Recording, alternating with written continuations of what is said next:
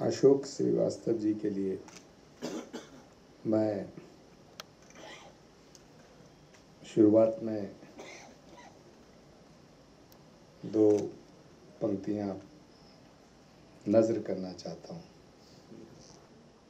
गैर परों पर उड़ने वालों की हद दीवारों तक होती है, आसमान तक वो उड़ते हैं जिनके अपने पर होते हैं।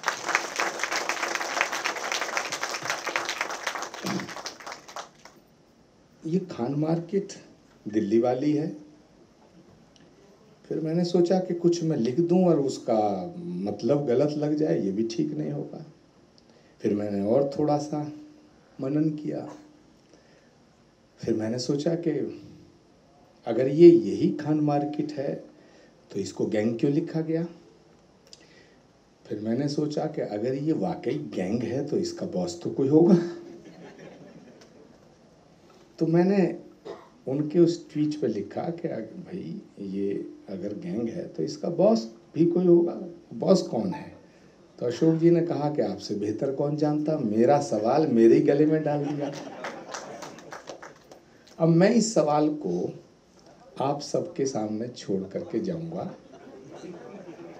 और हाँ, इसकी जो मेरी थोड़ी से जो मेरे अनुभव है वो मैं शेयर जरूर करूंगा कि जिस दौर में अशोक श्रीवास्तव जी को बैन किया गया तो राधिका खेड़ा भी उस गैंग का हिस्सा थी।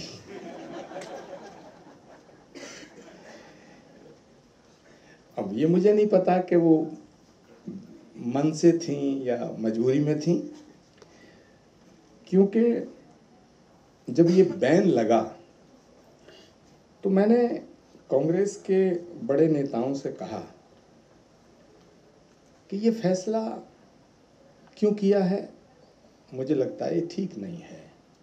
और मैंने कहा कि भाई हम ये गलती अक्सर कर रहे हैं, और जब मैं कह रहा हूँ बड़े नेता तो ऊपर के 4-5 नेताओं की बात है जो कांग्रेस में सर्वमान्य नेता हैं। तो सुधांशु जी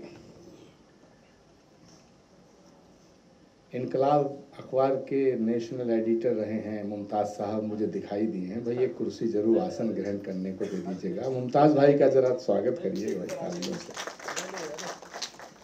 इनकी मेरी जब बात हुई अशोक जी कि आज आपका कोई प्रोग्राम है, तो मैंने कहा कि बोले उसका नाम बड़ा ख़तरनाक है किताब का। तो खैर, तो जब वो बैन हो लगा मैंने बात की। और बात क्यों की कि मुझे स्पेसिफिकली फ़ोन आया, जो बात मुझे बताना ज़रूरी है। कि फ़ोन आया कि बाकी सबको तो आदेश तामील करा दिया गया है, एक आप बचे हैं, तो आपसे कोई बात करने के लिए तैयार नहीं था। तो स्पेशली मुझे कहा गया है, अब मैं नाम नहीं बताऊंगा उन नेता का, बड़े नेता हैं, कि मैं आपसे बात करूं। तो पहले तो मुझे ही संदेह प्रकट हुआ कि ये मुझे क्या समझते हैं, पता नहीं भाई। तो खैर, कभी आप जो है इन पत्रकारों के कार्यक्रमों में नहीं जाएंगे। उसके बाद जब उसने नाम गिनाए तो फिर अंत में दिल्ली दूरदर्शन अशोक श्रीवास्तव का नाम लिया। तो एक दो बार मेरा इनसे परिचय भी था, इनके टेलीविज़न डिस्कशन का मैं हिस्सा रहा था। तो फिर मैंने कहा भाई अशोक श्रीवास्तव जी तो दिल्ली दूरदर्शन वाले हैं, उनका तो कोई मतलब है नहीं किसी तरह का इस तरह का। कि नहीं, अशोक श्रीवास्तव जो हैं ये मोदी के बहुत खास है। तो मैंने कहा भाई दूरदर्शन ऊपर से सरकार का तो मुंह माना ही जाता, कई चीज़ें होती हैं भाई, हमारा एक तरह से फेस टेलीविज़न है वो।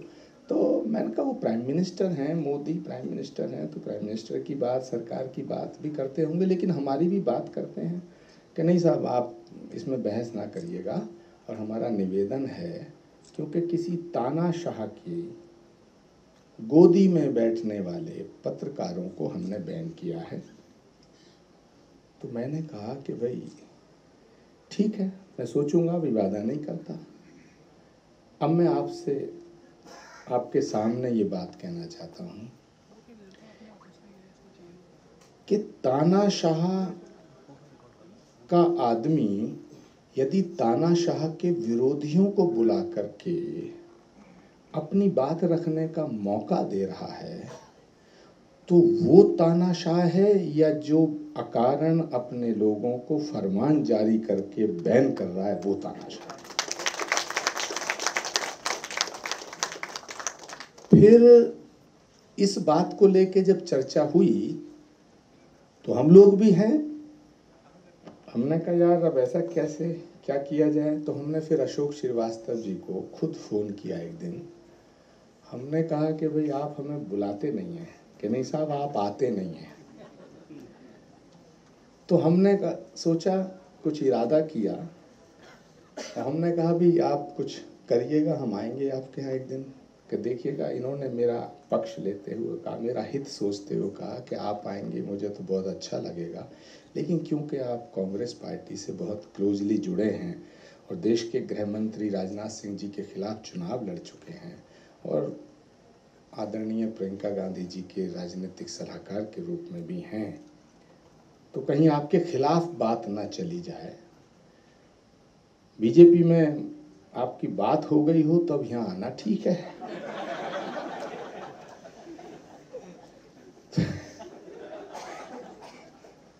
तो मैंने कहा कि भाई बड़ा धर्म संकट उत्पन्न हो गया, कुछ कहना चाहते हैं तो जो कहलवाना चाहते हैं वही सही बात नहीं कर रहे हैं। तो मैंने कहा नहीं अशोक जी आप ज़रा कुछ रखिएगा। अशोक जी ने प्रोग्राम एक बनाया, मैं उसमें पार्टिसिपेट मैंने किया। उसके बाद साहब जो परमाणु बम था वो फट गया।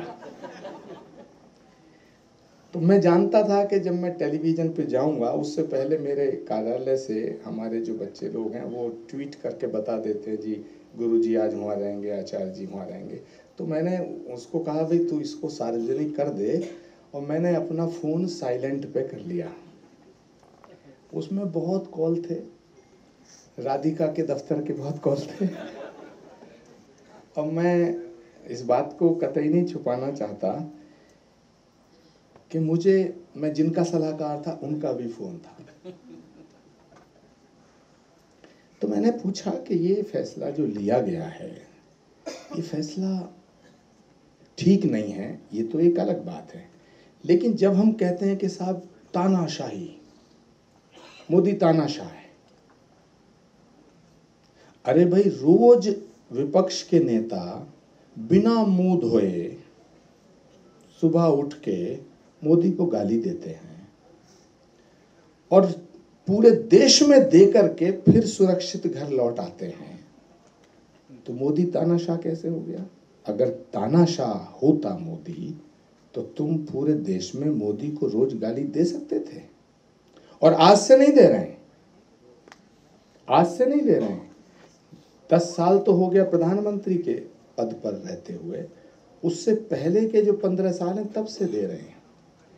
अब सवाल उठता है कि भाई पक्ष विपक्ष तो हमेशा रहा है, लेकिन आप जिस तरह की बातें कर रहे हैं वो बात इस देश के लिए ठीक नहीं है, क्योंकि आप एक ऐसा जहर बो रहे हैं अपने स्वार्थ के लिए जो हमारी आगे आने वाली नस्लों को बहुत क्षति पहुंचाएगा। आज ये जो किताब आपने लिखी है, मैं बिल्कुल इसका पूर्ण समर्थन करता हूं।